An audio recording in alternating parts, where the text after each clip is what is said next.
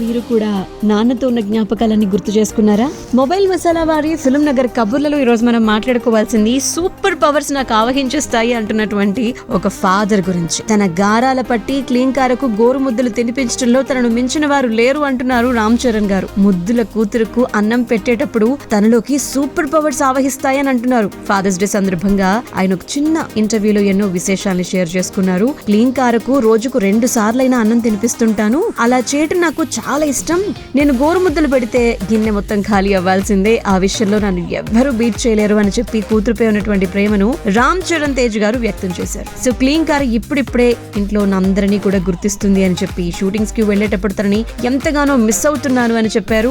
తన కూతురు స్కూల్లో జాయిన్ అయ్యే వరకైనా కూడా ఆమెతో ఎక్కువ టైం వెచ్చించేలా నెక్స్ట్ సినిమాల షెడ్యూల్స్ ని ప్లాన్ చేసుకోబోతున్నట్టుగా చెప్పారు. క్లీంకార్ తో ఉంటే తన తండ్రి చిరంజీవి గారు కూడా పిల్లాడిగా మారిపోతున్నారు అని చెప్పి, నన్ను తాత అని పిలువకు బోరింగ్ గా ఉంటుంది, చిరుత అని పిలువ అంటూ మురిసిపోతారని చెప్పి వాళ్ళ నాన్నగారి గురించినటువంటి సంగతులతో పాటు నాన్న రోల్ కున్నటువంటి డెడికేషన్ అన్ని విషయాల్ని కూడా ఆయన చెప్పడం జరిగింది.